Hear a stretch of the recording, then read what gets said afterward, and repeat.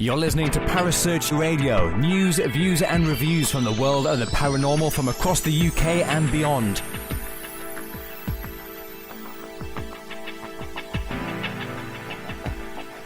Find us on Facebook, Twitter and the World Wide Web. Parasearch UK Radio.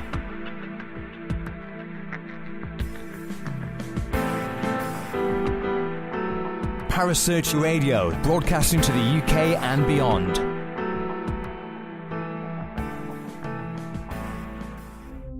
The views and opinions expressed by presenters and guests are their own and do not necessarily reflect the official policy or position of Parasearch Radio or its affiliates and sponsors.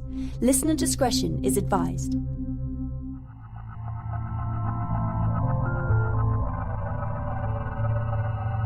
Welcome to Haunted Histories with your host Penny G. Morgan, right here on Parasearch Radio.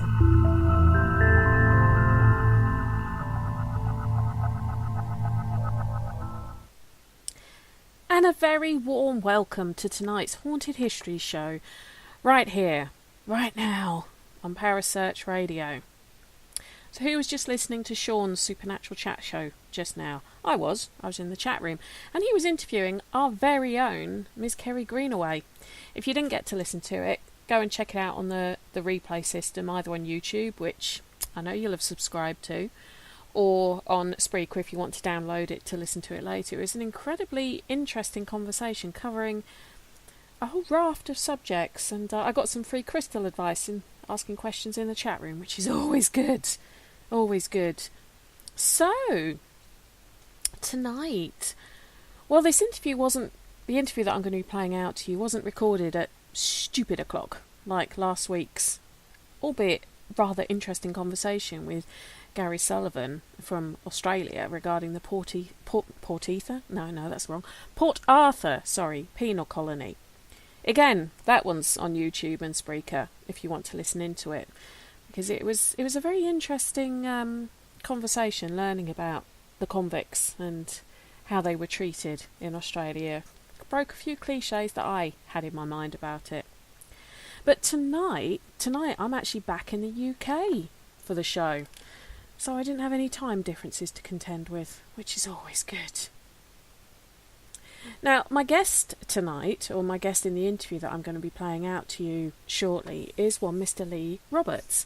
And Lee and I were talking about a quite stunning and beautiful, albeit a little bit eerie, old building in Nottingham, or in the Nottingham area, called Clifton Hall.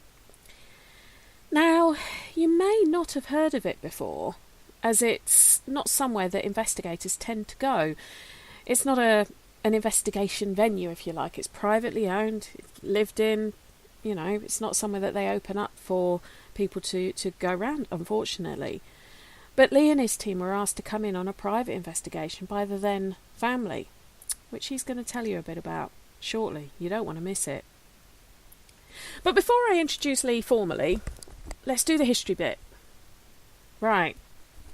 I've got my history hat on now for you. Well, Clifton Hall as a residence has been around for over 1,000 years, even being mentioned in the 1086 Doomsday Book. It was taken over by the Clifton family in the 13th century, and they began to turn it into what you see today. Well, you can imagine, with over 1,000 years of history for me to draw on, there is an awful lot of subject matter that I could include and could probably make a 3 or 4 hour history talk up for you if I was so inclined. But I've only got about 10 minutes, so I'm going to keep it relatively brief, or very, very brief, and just throw you a few little tidbits of information, a few little nuggets that you might be interested in. And if you'd like to look into it further, if it piques your interest, then go for it. All for that. So, we're in our time machine. We're in 1587, and it's the birth of one Sir Gervase Clifton. Now, that doesn't narrow it down much, as Gervase was a family name, and the vast majority of the eldest sons were actually called Gervase. But this particular Gervase was known as Gervase the Great, and he lost his father when he was less than 4 months old. He also lived until just before the Great Fire of London in 1666, which I found quite an interesting year, if you get what I mean, due to some of the satanic reputations that Clifton Hall has subsequently got. Anyway, this particular Gervais was married 7 times. Yes, 7 times. He's actually known as Gervais with the 7 wives. All 6 of his wives died, and he was only outlived by 1. Lady Alice Hastings. Lady Penelope Rich died in her early 20s, only a year after giving birth. His second wife, Lady Frances Clifford, died in her early 30s after giving him 6 children. Mary Igeoke in her early 30s. Isabel Meek, her early 30s. Jane Eyre, yes, that really was her name, a good 200 years or so before the book came out. 4 children, and also in her early 30s. And Anne South, again, early 30s. Now, between you and me and the lamppost, I find it a bit strange that all of these women died in their early 30s. Now, you may have thought it was due to, I don't know, the mortality rates of that time, which is a good assumption. But I did some research into this. Probably not surprised, because if you heard Kerry talking earlier, she would have said that give me research, and I'm pretty darned happy. But I read a lot of different historians' views on mortality rates in the 16th and 17th century, and although it tended to be the 35 years old mark, this was due to the incredibly high rate of child mortality. If a child reached age 5, they were expected to reach at least their mid-50s, which is far more likely. However, if you also look into the fact that the upper classes didn't have the hard lifestyle of the working class, I would expect their life expectancy to be even higher. So what am I saying?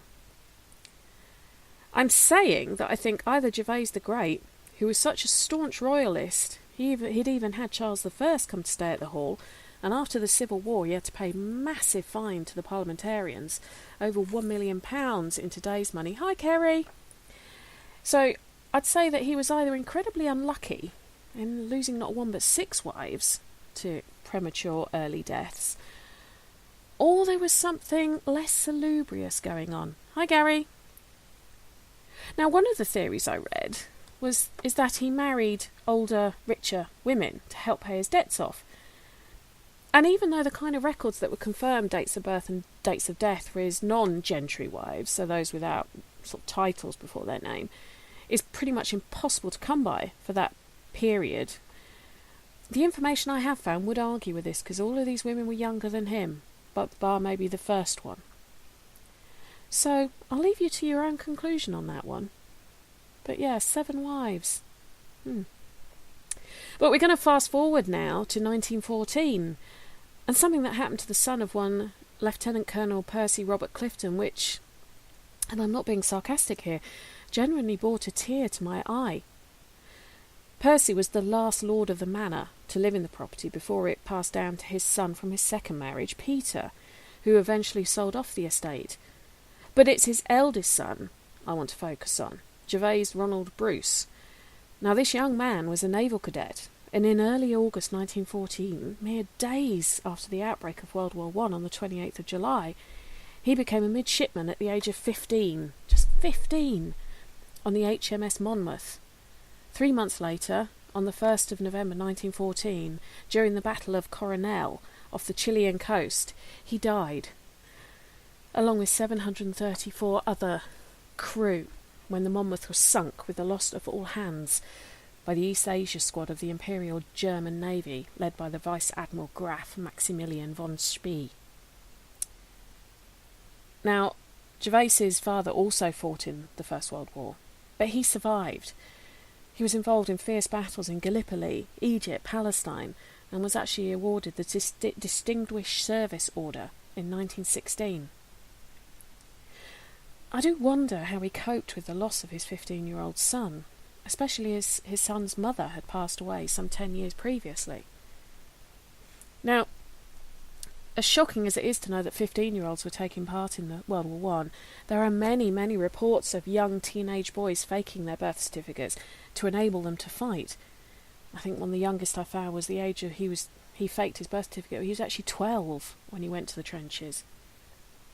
But something in the region of 430 naval cadets between the ages of 14 and 16 were sent to ships to fight and join the Royal Naval Reserve on the 1st of August 1914, and by mid-November at least 23 of them had perished, Midshipman Bruce being one of them.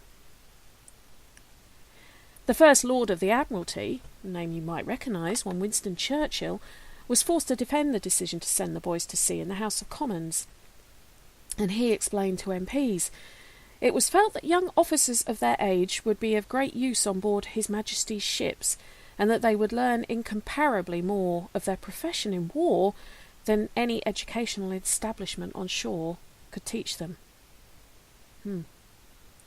I don't know if as a mother I would feel the same way. Different time and all that. Tell you what, let's take a 30-second break and then we can hear that interview from Lee that I did on Clifton Hall. Don't go anywhere. Hello, Harry Price here. Good evening. If there's nothing myself and everybody else enjoy here on the other side more is the sit back and relax and listen to Parasearch Radio with its paranormal news, views and reviews from across the UK and beyond. Make sure to find out more about them on Facebook, Twitter and the World Wide Web, whatever they are, to keep up to date with all their broadcasts throughout the week. And I hope you enjoy them as much as we do over here. Hello? Is anybody there? Right. And now we're joined by the person who is probably my favourite media whore in the paranormal world. The one, the only, and no, this show isn't just about him. I get to talk as well. Mr. Lee Roberts. Hello. Hello. How are you? Thank you for having me again. I thought this was going to be the Lee Roberts show. I thought that's what you promised me before I came on. What, the Lee Roberts show about Lee Roberts, starring Lee Roberts, and only with Lee Roberts talking? Yeah, with subtitle Clifton Hall. Yeah, the Lee Roberts investigator. No, that's the next one we're doing, and I've lost my voice. Oh, right, okay. I'm actually going to have you on camera, so I'm going to be sort of gesticulating at you what I want you to say. Right, that's all right. Yeah, that's good. As long as I'm in front of camera, that's not a problem. I do wonder how you got your nickname, Lee. Oh dear. You're so shy and retiring. You really don't like sort of publicity or anything, do you? I am very shy and retiring. You did have to twist my arm to come on here, only because there's no cameras involved. Well, joking aside, Lee has been very, very busy with his new venture with Pete Cox and Ryan Griffiths. Ryan, who will be coming on the show a bit later in the year as well. I think we're going to be talking about Jedburgh Jail.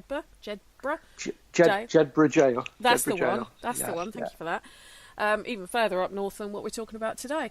So he is going to be coming on a bit later in the year to talk about that, which I'm looking forward to because, yeah, it's going to be interesting to hear about that one. It's always good to talk about somewhere that I've never been before. One of the places we're talking about tonight, which I've never been before, is a place called Clifton Hall.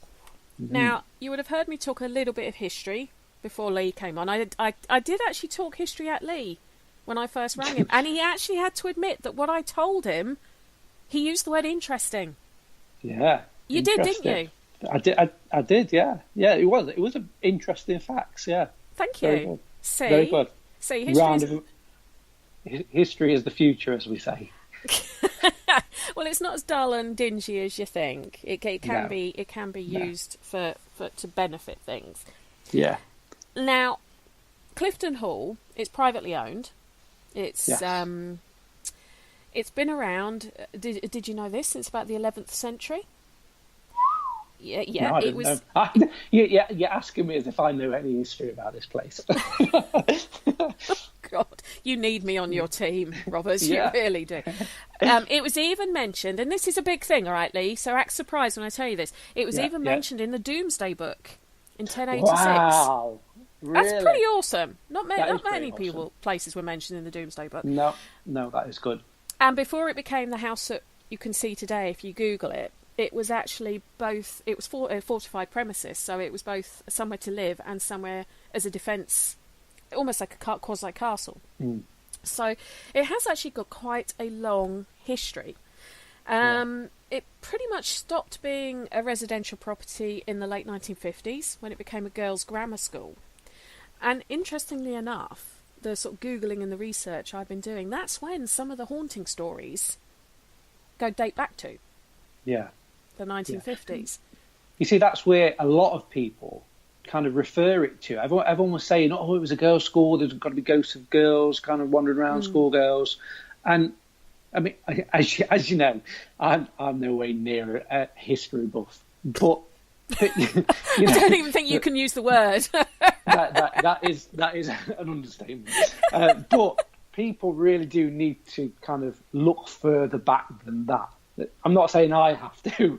Other people have to look further back than that because, like as we've been talking off air, there's so much history to the place where these hauntings could have come from, rather than it being just a school, you know, and just, you know, the family that lived there when it occurred. There's so many things that these hauntings could have come from. Just a bit, and I've only been able to touch on them because the history. I mean, when we're looking at 1,000 years worth of history in a place, I kind of picked on a couple of different bits and started looking into them a bit more because even they could sort of have given rise to it. Yeah. But how did you first get involved with Clifton, Lee? So I live in Nottinghamshire. So I live in a town called Sutton in Ashfield in Nottinghamshire. Clifton Hall's probably about 20-30 minutes drive from where I am now. And I ran a team at the time called the Ashfield Paranormal Investigation Team, just to kind of just have a short name there. And we was kind of touting his name out there, trying to get into anywhere we could get into. So any pubs, clubs, locations, and do investigations. And we was kind of showing the website out and giving the phone numbers out. And I happened to get a phone call from the PA of Mr. Rashid, which straight away was like, wow, I think they've got a PA. It's got to be somewhere that's special. And what this PA said was that the Rashid family had moved into this property called Clifton Hall, and this was 2007, around August 2007. And their aim for it was to live in one quarters of the Clifton Hall, in one of the wings, and the other side there was doing up for a wedding venue, so people could get wed there and then stay over in the rooms upstairs. And they had done quite a lot of renovation, really grand. And they asked me along to come and have a look and have a speak with them and see what my thoughts were.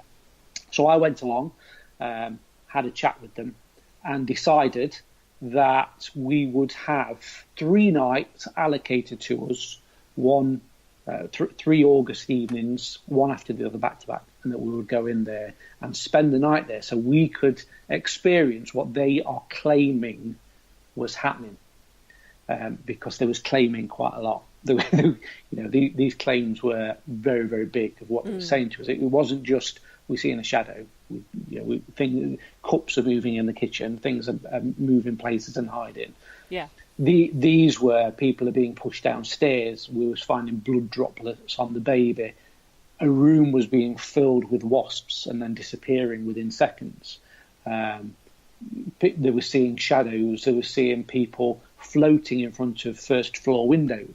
Didn't I hear someone knocking on a wall and saying, "Are you there?" as well? Yeah, or something along those lines. Knocking on the wall, interfering with things within the household. Loads of different things was happening in there. So we was like, right, hang on, we need to. If this is happening, we need to spend time in there. Yeah. Which is what we did. So we went and we spent 3 nights there, and it was a year later. Just to jump forward a little bit, we do go back later on, exactly to the year. We go back again and do another 3 nights there.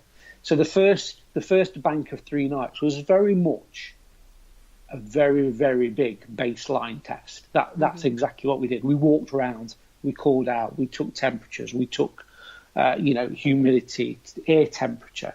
And we was trying to get the basis of Clifton Hall. How did it feel to us? What we was getting? Yeah. And we spent 3 nights there. And I've described it many, many times to people as the Twilight Zone, because you very, very quickly lost all kind of orientation in there. You didn't know where you were. I can remember this vividly. I walked from the nursery, which is up on the 2nd floor. You come out of a door, walk down a corridor with bedrooms either side, go through the door at the end of the corridor, and I was back in the nursery. So this is a straight corridor, and it was really, really bizarre. And I still can't explain how this happened. Walk from the nursery down a straight corridor through the door, and I was back in the nursery. I've come in through the door. I just came out of the other end of the corridor, and it was just things like that was happening. It was really, really, really bizarre. It was like the Twilight Zone. On our first walk round, we went up into the King Charles Suite, and just at the side of the King Charles Suite is a room. Now, very little people have been in Clifton Hall, so I have to describe what is in there, because not many people have seen it. There is a room in there. It's checkered black and white, so all the tiles are big black and white tiles, so it's checkered, and that is walls, roof and floor.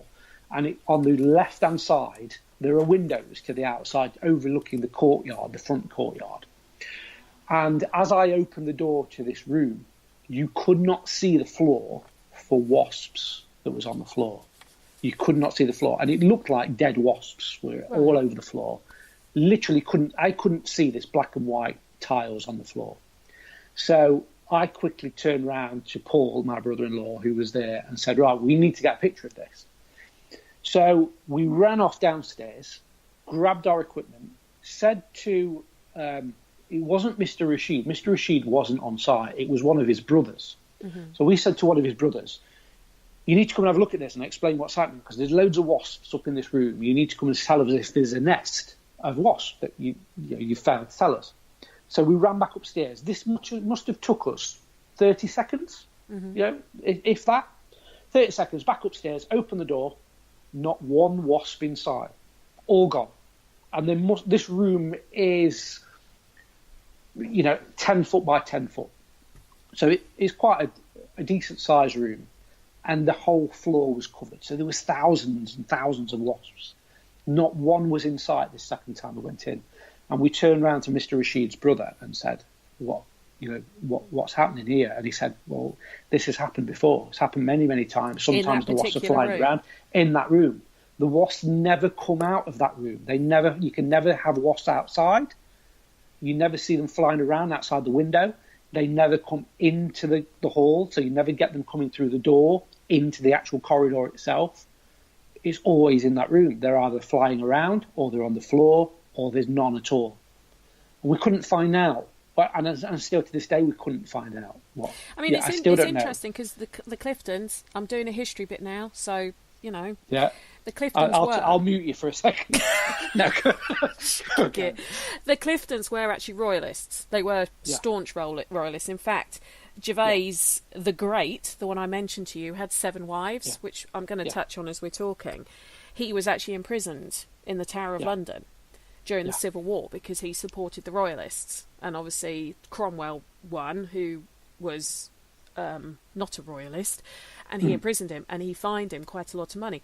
But consequently, when Charles II was coronated, he did actually stay at Clifton, and they did actually build a room for him at Clifton, which I presume is the King Charles room. Yeah. So I just wonder if there's some link, what the link is to wasps and King Charles II. Yeah. So, so that was our first visit. That was the first one there. Strangely enough, during the investigation, the room underneath we had as our base camp, our little room where we kind of went and had a bit of a break.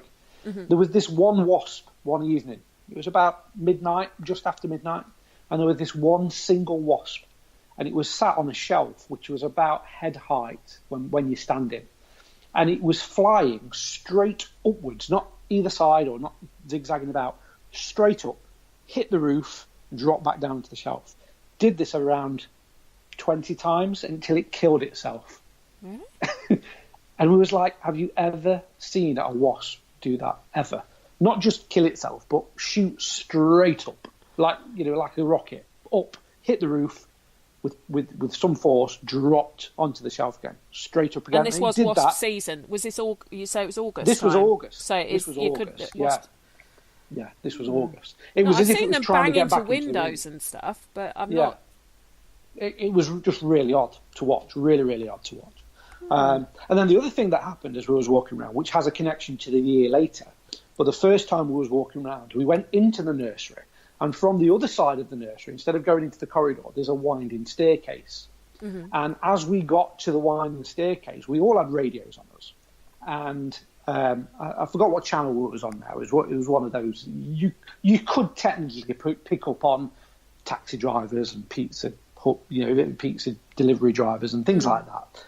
It came across very, very clearly, "We know you're alone in there." And it was a woman's voice.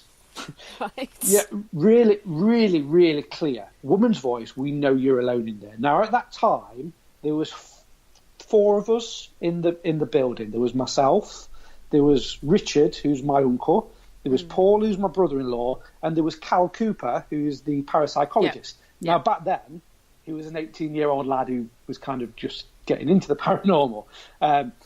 So we was all together. So we didn't know where this voice had come from. So we'd got that on camera. So we recorded the voice. We listened to it back quite clearly.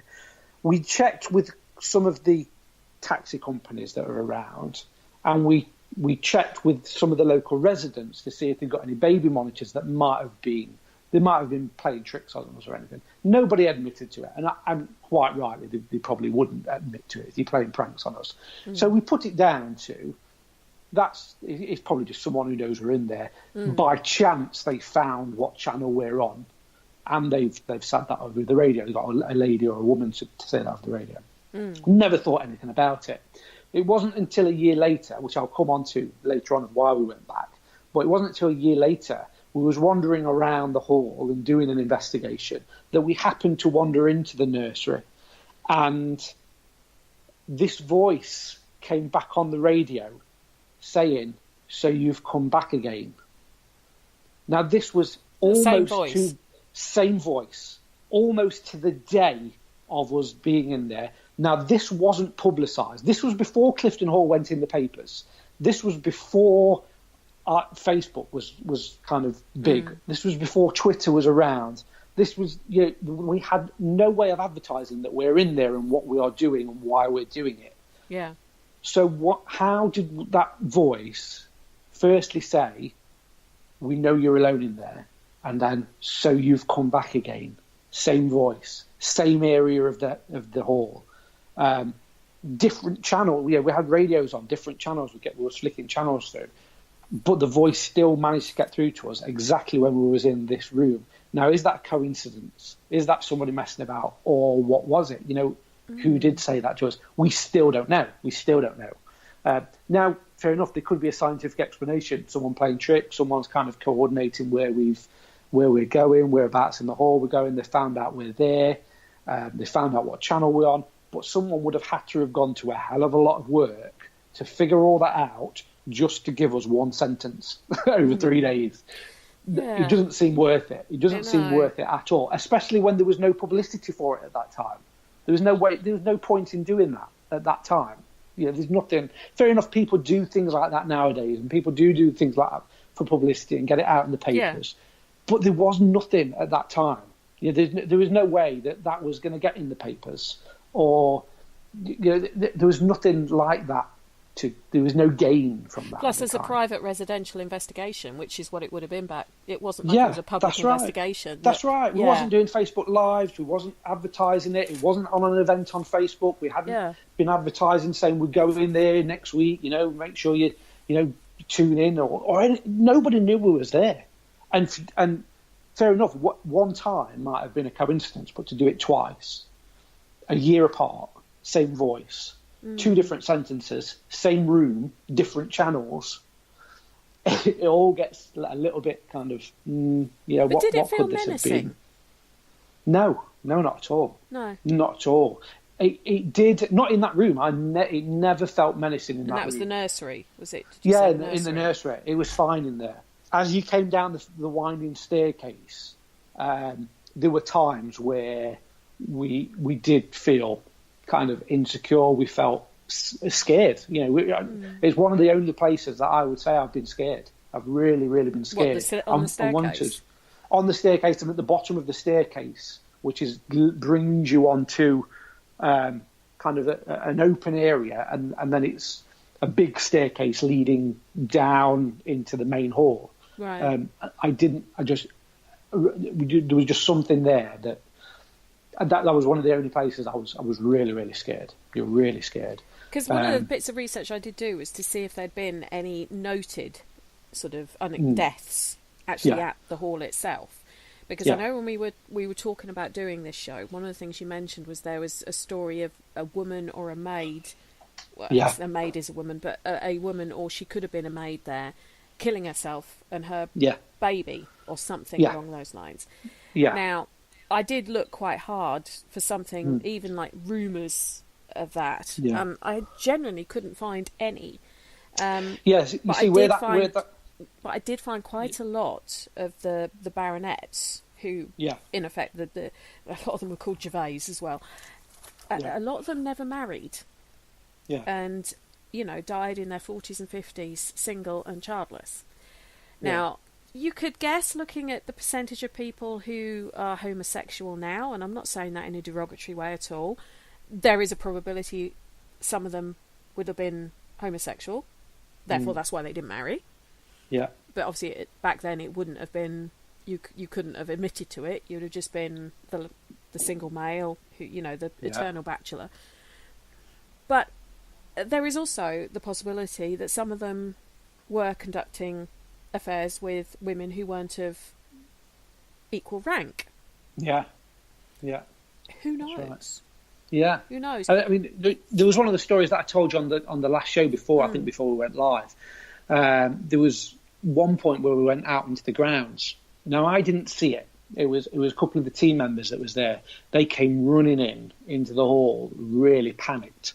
And what they described was some female figure, maid, woman, somebody was stood. And Clifton Hall stood on quite a high cliff looking over the River Trent. Yeah, yeah. And if anybody wanted to jump off a cliff and commit suicide, that's the place to go.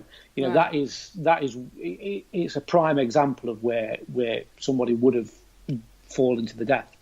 And what they described was that a female figure or a maid or somebody was stood overlooking the River Trent, and they saw, as they was walking around outside and doing a bit of calling out, they saw this figure, and they all kind of panicked a little bit and then looked back and this figure had gone.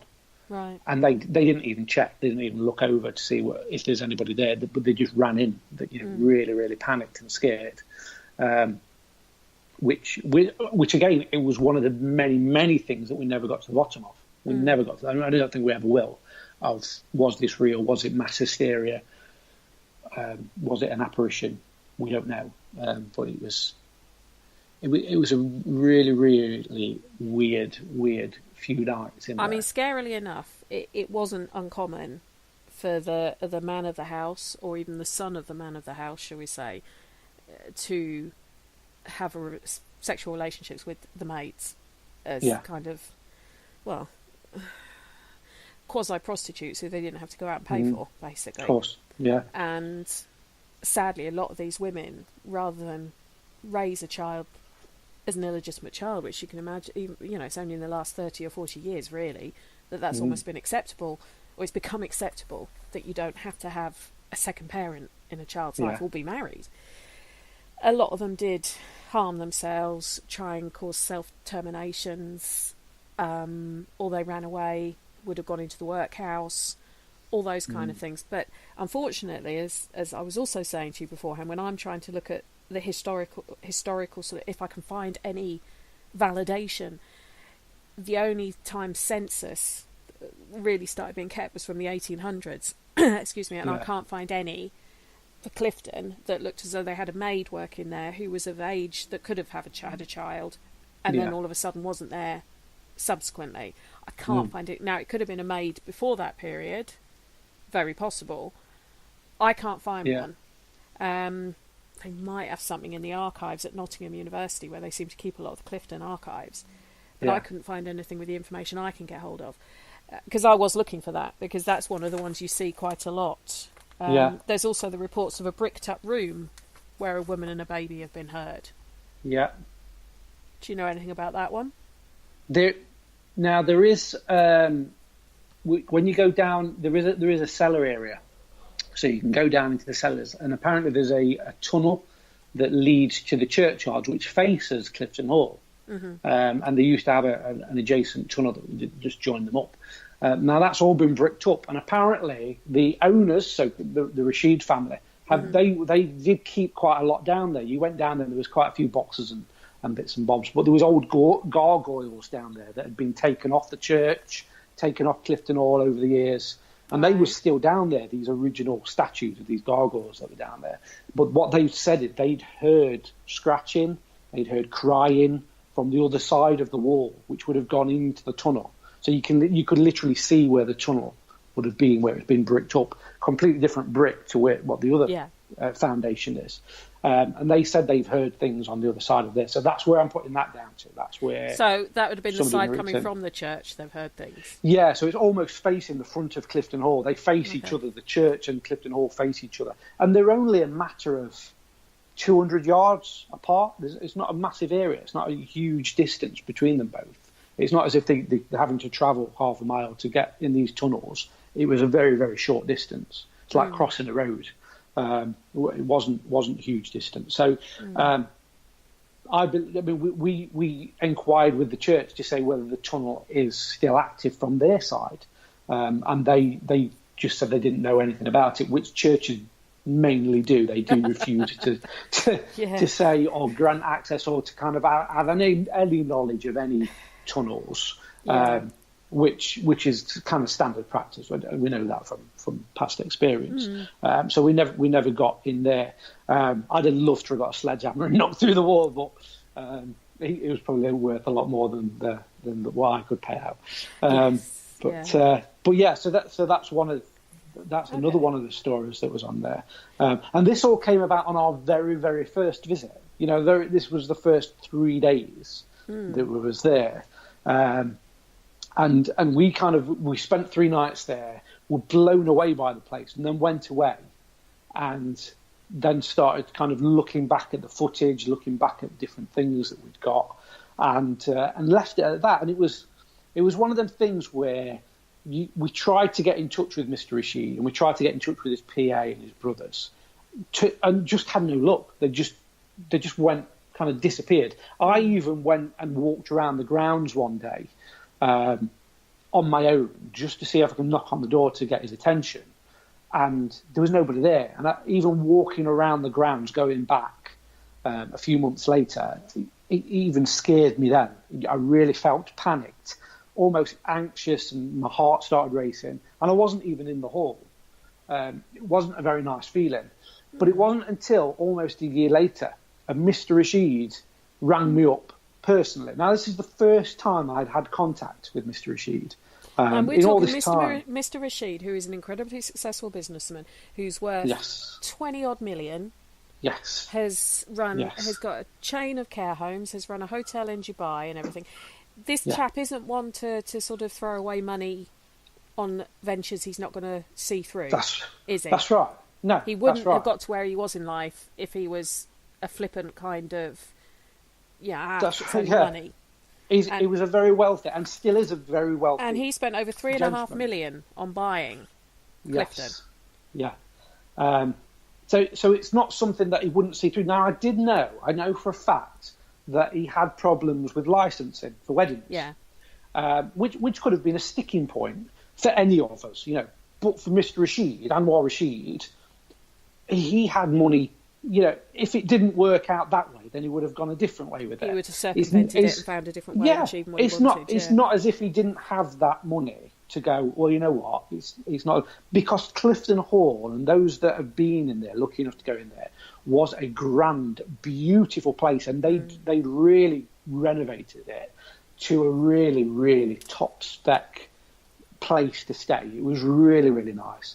And he could have quite easily have put that on the market. At that point, with no talk of any ghostly activity, no hauntings, no media, no press, he could have quite easily put that on the market there and sold it and probably got his money back quite easily, because what he'd done to that place was magnificent, really, really good.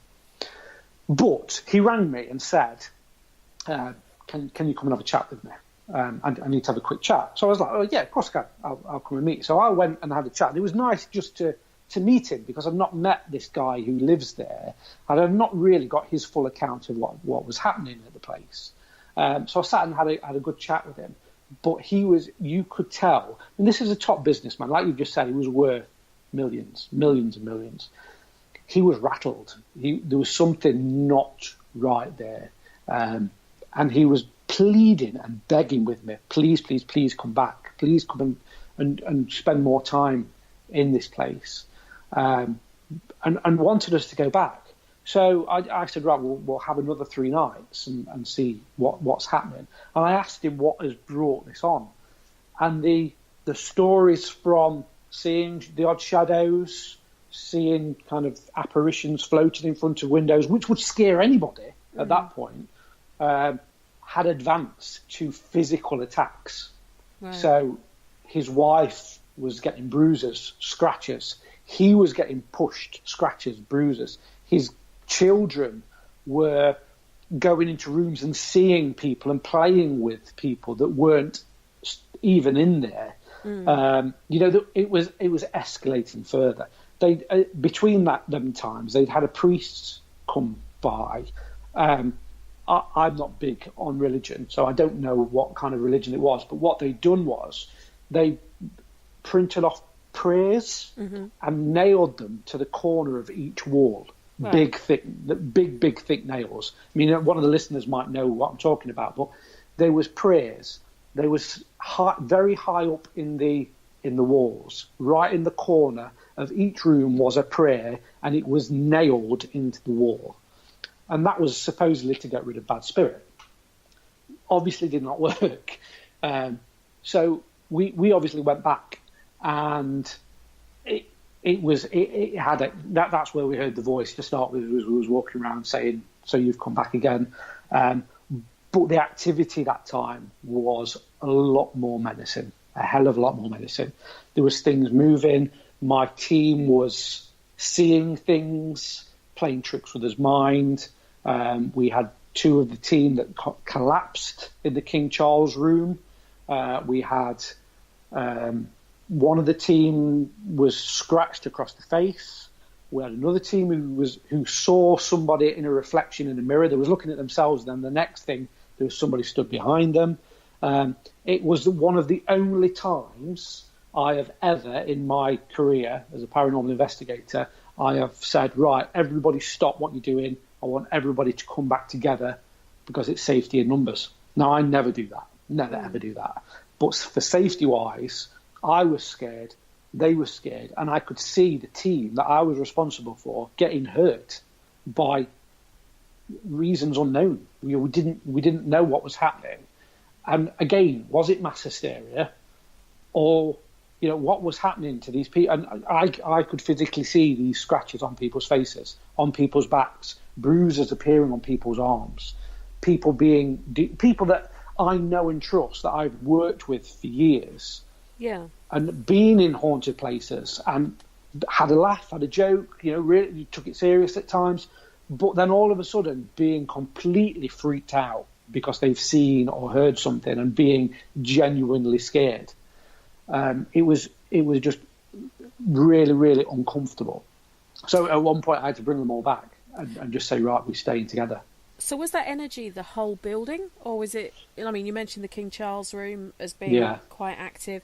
I mean, we touched on the nursery earlier, but that wasn't that where Anwar's wife saw blood spatters on the baby or something when it... No, the nursery. I mean, they called the nursery the nursery. That was actually a gym at the time. They've got a treadmill and things in there. Oh, okay. It was known as the nursery. The actual where the baby was had like blood splattered on its forehead was actually in the living quarters, which is over on the east wing. Right. So that in the actual nursery itself, it was a gym. Okay. With the winding staircase and things. So, but yeah, it was everywhere. And at one point, there was a strange whistling. And to start with, I put it down to: is there a sign outside? You know, like a pub sign, and you get that creak of a old pub sign, going in the wind, and you get the creaking. It was a little bit like that, but it sounded like a whistle. Right. And we was chasing that round from one room to another, and it was coming from the next room every time. We went across all of the hall, downstairs and up the first floor and the second floor, from front to back, and every time it was the next room, as if we was following this whistle around. Now that doesn't sound scary, but the actual logic behind it was that wasn't just one isolated whistle. That was something moving around in front of us. No matter where we went, that was moving around in front of us. Playing cat and mouse almost with you. That's right. And the hall is designed where you can literally go across the front corridor, around the back corridor, then go upstairs and do the same again. So it goes around in circles as you go round. And we was literally going from one side to the other, chasing this whistle around. But at the same time, I mean, from the outside looking in, it must have looked like Benny Hill, because we was all kind of stood together because we didn't separate. And this is investigators that have been together for 5 years, and we've been all over the place, and we were scared to venture off on our own because we just didn't know what was happening. Really, we were just scared. Now, were the Rasheeds still living there at this point? Because I read that they left after only 8 months of living there because they just couldn't cope with it anymore. No, they were still there at this point. They left it. So they moved in. To get the facts right, they moved in around June 2007. Did a lot of renovation for the first few months. We went in August 2007. Yeah. Then we went back in again August 2008, and then the Rasheeds left in October 2008 is when they left the property. Right. So we concluded our 3 nights there and came away from that property. I kept in touch with Mr. Rasheed. And he was saying, we need to get something done. I want you to have a look at the footage and come back to me. And we was planning on going and sitting with him and going over the footage and letting him look at what we picked up on, have a look at the photographs, so he could see if he can explain any of it or whether it's happened to the family. But before that happened, it was one morning I woke up and I had a phone call from a local paper that said, we'd just like a quote from you regarding Clifton Hall. Now, me being me, newspapers ringing up, was like, well, of course I'll give you a quote. Junkie alert. Yeah, that was it. That was like the beginning. That was like a kind of a little alarm bell started ringing. Going, woo, media, this is good. So I gave them a quote of, yeah, of course we've been there and we've done the paranormal investigation, blah blah blah blah. And I said, can I ask why you're letting me know? Why you letting me know about this investigation and why you know about it? And they said, well, it's come to our attention that Mr. Rasheed has left the property and he's handed the keys back to the bank. And it's the original story was it was the most expensive repossession of a property in Europe. So that was the original story, that this was one of the biggest repossessions from a bank because Mr. Rasheed failed to pay his mortgage. And then the ghostly paranormal side of it kind of merged its head, and then they started putting pieces together of why actually Mr. Rasheed left. Not that he just didn't want that property anymore, but because of this ghostly paranormal activity that was happening. So that's when they got the quote from me. And then the next thing, it was all over the papers. It was in every single national paper in England. I was interviewed by Brazilian TV, Japanese TV, Chinese, New Zealand. I bet you were bouncing off the walls. I was chauffeur driven down to London to be interviewed on Sunrise in Australia. You can imagine me. I was in my element. Yeah, this was brilliant. Did you have to go into media rehab afterwards? Yeah, it was awesome. But there was people wanting to do documentaries, make films. It was dubbed the Amateurville of the modern age.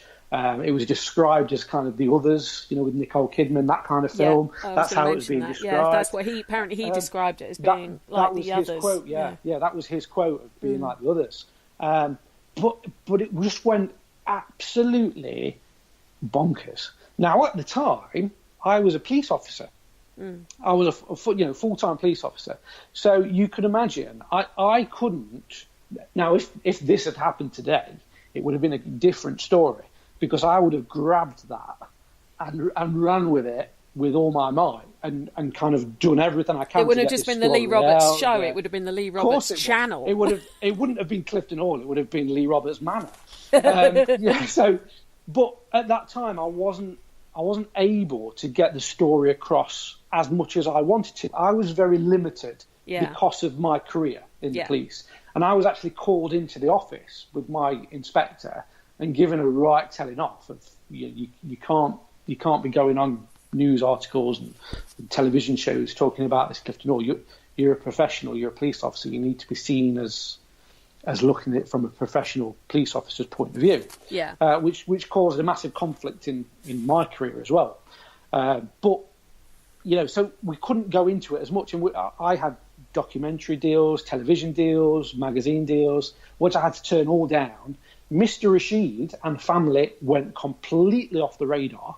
They just left. They had a couple of interviews and then left. That was it. They wasn't seen again, or I didn't. I know for a fact there was a TV show that was going to be made around Clifton Hall. So we was talking off air about the Enfield Hauntings. Yes. And the company around Enfield Hauntings. Mm-hmm. Now, they was going to do a second show about Clifton Hall.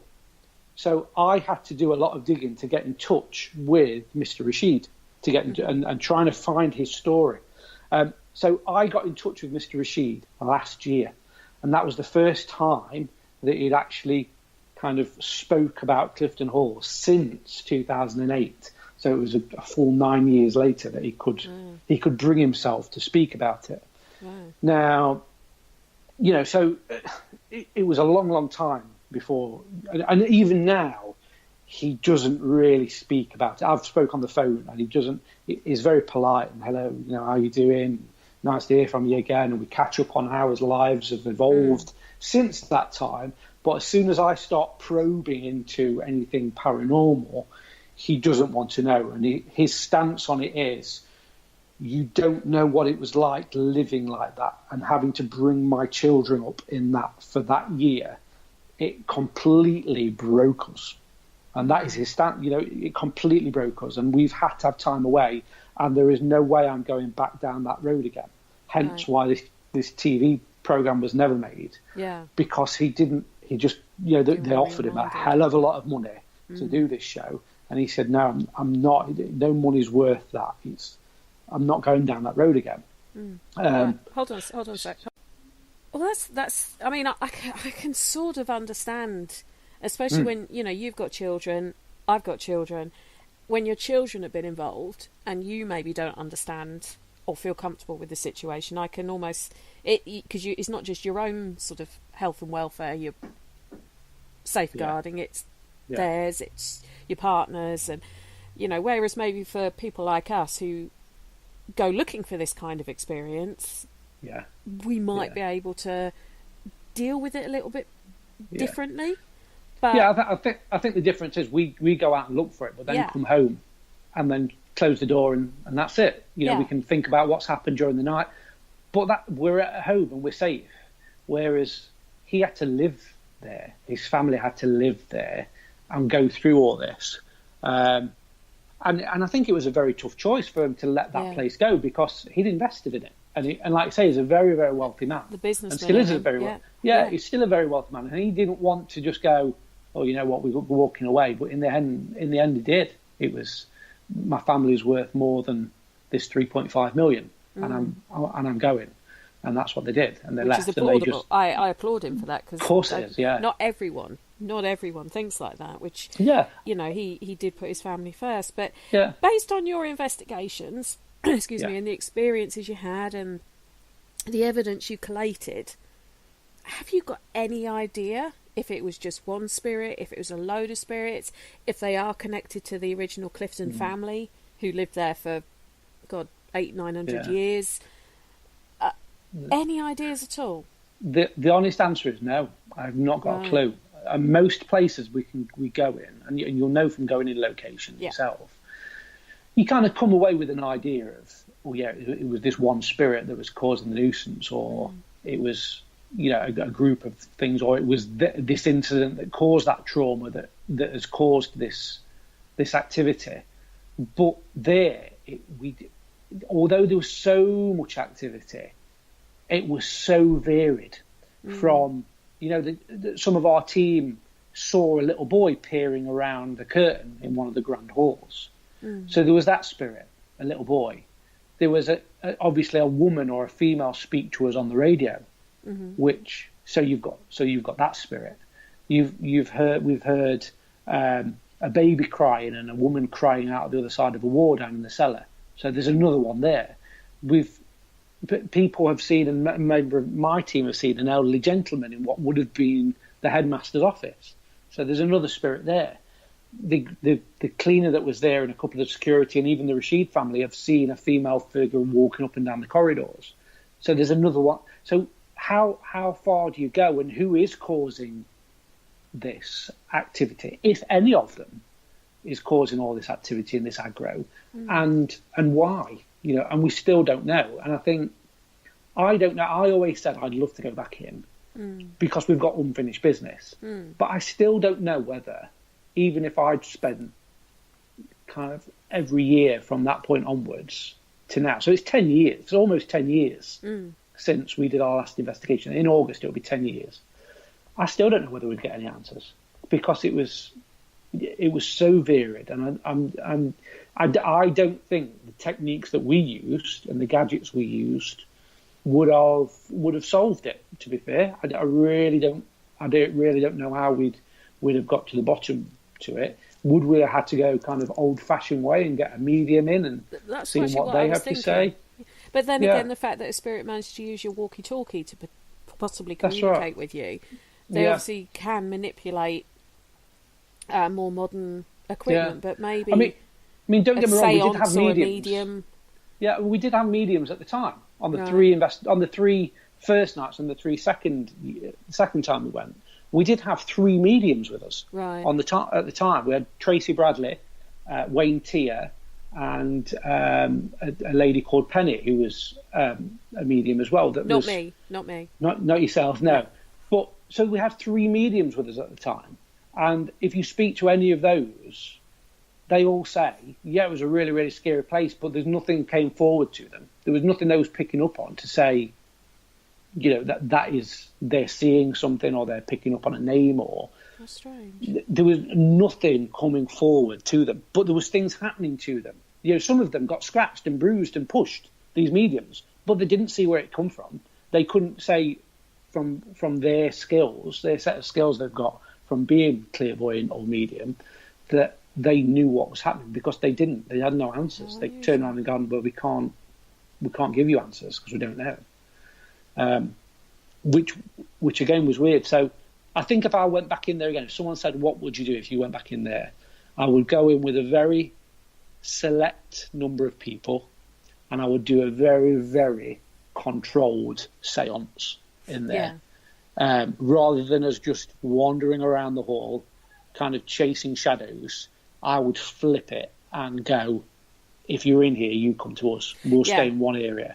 You come to us. If there's something here, you come to us. Because remember at that time, it's 2007, 2008, ghost hunting was at a point where loads of people jumping on the bandwagon. Loads of people was starting up events company. Loads of people was getting interested. Most Haunted was up at its peak at the time, so there was lots of TV interest. So the way of ghost hunting was we was literally chasing chickens around the hall. We was going around with the equipment, almost Ghostbuster style. We were just going gung ho, round from one room to another, probably scaring each other senseless, and it didn't help. So I think if I was going to go back in there now, I would sit and I would make it a lot more controlled. Have only a select number of people in there and say, if there is any spirits here, you come to us. It's very unusual for them not to have, at least one of them, to have given you some kind of indication as to who they are, or their reason for still being there, or especially if you did have mediums with you, you did have equipment going. They, they wanted to. The woman obviously wanted to communicate with you, otherwise she wouldn't have let you hear her voice. Yeah. So one of my theories on it is that yes, there was lots and lots of different spirits seen in that property, and I know there's been hundreds of reportings of different kind of spirits in there. Is it that it's only the one spirit in there that is making you see different things and making you see what they want you to see? So it looks like there is many spirits in there, but it's not. It's only the one, and it's just causing havoc in there. That is just one of the theories that I've got, that it may be that we've not gone in there and gone, there's a spirit of a maid, there's a spirit of a little boy, there's a spirit of an old man, there's a spirit of someone behind a wall, there's a spirit of someone tapping on the windows, someone jumping off a cliff. It's not that. It is just one spirit that is just replicating different things and making you believe other things. Right. But we don't know, and I don't think we'll ever know. The fact the house is privately owned, it is private property, no matter how it looks from the outside, it isn't unoccupied. So if anyone is listening to this, please don't try and find it and knock on doors and knock on windows, because people do still live there. That's right. Whether they're going through the same level of activity now, I don't know. I mean, you mentioned that the Rashids had been renovating it. That could have been what ramped Of course it could. The activity, because we know, we've seen that many a time, that renovations tend to ramp things up. I speak to the current owner that lives in the area that we have investigated the most, in that area. Mm-hmm. He is a painter from Leicester area, and he doesn't believe in the paranormal. Doesn't believe in it one bit. And he said, when I text him probably once every quarter in the year, and he always comes back saying, no, everything's fine. We've not had anything. No problems. And I even went and had a chat with him and sat down in the old place and had a chat with him and told him the stories of what we picked up on. And he laughed. That's how much he didn't believe in it. He laughed and said, no, we've had nothing like that. Nothing happened like that. And he's been there since 2012. Right. And he's still there now. And I messaged him last week because I knew this show was coming up, just to see whether there was any update. And he said, no, nothing. I've not seen anything, not heard anything. Very, very quiet place. And his stance on it is it's his home. He lives there. Yeah. And he doesn't want that publicity. He doesn't want people coming knocking on the windows, knocking on the doors, going on his property, because it is private property. But he's adamant nothing's happened in there. So it's a very interesting story, and I guess it's one we'll never know about. We'll never know the answers. So it's one that will probably roll on, and no one will ever know unless circumstances change, owners change, or maybe they get some kind of activity there and that prompts us going back in there. But I'm hoping to be writing a book about it in the next 12 months. To kind of, it is very weird, even talking about it to yourself on the radio, to try and get a timeline of events. You could tell when I'm talking about it, I'm jumping from one bit to another and trying to get all the activity in. But it would be nice just to have a timeline, because I've never done that. I've never sat down and gone, right, day one, this is what happened. Let's go through bit by bit, hour by hour, not what happened. Let's go through the footage and find out exactly what happened. Well, history is spelled HIS. But that's what I'm hoping to do. We're going to get a timeline of events, I'm going to write a book of exactly what happened from my point of view of what happened and what happened to the Rashid family from what they've told me of what happened to the Rashid family, and get that out there. Okay. And because I know there is a lot of interest, and a lot of people do say to me even now, what happened at Clifton Hall. But like I say, we just even have an hour on a radio show. It's hard. It is with a lot of these subjects, Lee. It's hard to cover everything because you are only getting snippets of it a lot of the time, especially when you have done repeat visits there. But leaving Clifton Hall, what else is going on the Lee Roberts show right now? Woo! Go on, you can talk about yourself for the next 2 minutes. Go. Yes, that's it. Oh, I've only got 2 minutes. What? Yeah. So we've just started a brand new project called The Hauntings. So you can go and join us on Facebook, which is facebook.com/TheHauntingsTV, or you can follow us on Twitter or on YouTube. Very much like what I was doing with the Haunted Live lads, but we've kind of pinched it a little bit. There's only 3 of us this time. There's myself, Pete Cox, Ryan Griffiths. Yep. We're going to be going out there doing live shows. We're then going to be doing pre-recorded shows as well to be shown kind of every other week of us doing lone vigils and things. We're also doing a brand new show called Hide and Shriek, where we play hide and seek in haunted locations. The first episode is on YouTube now. So The Hauntings, if you go on youtube.com/The Hauntings, the first episode is on there. It's only about subscribe to the channel and all that malarkey. It's only about 18 minutes long, but it is hilarious. So I get picked as the seeker because obviously it's the first one and I need to be in the limelight. But of course. I'm the seeker, of course, yeah. I'm the seeker. The other 2 guys are hiding. They've got a camera themselves. I've got a camera. Obviously, I hog it, but I go round and search for them in a haunted location. The first one's at the Village in Mansfield. Okay. And it's really weird. Now, when we first did it and we went out there, I was like, oh yeah, this will be really good fun. But when you go out there and for a fact there are people hiding wanting to scare you, as well as are there spirits there wanting to scare you, it plays with your mind. It's horrible, really, really horrible. So it's really good to see how that pans out, and it's really funny as well. I'll tell you one that would be a good one to do it in. Yeah. One of the big old forts with the magazines, the underground magazines, because honestly, those places have so many different little shadows going on. That would be amazing. That's right. Yeah. So it's so that's what we're doing. Plus, we've got Haunted Events UK, my events company. We've got events coming up, kind of Nottinghamshire, and then we've got Halloween events coming up as well. So hauntedeventsuk.com.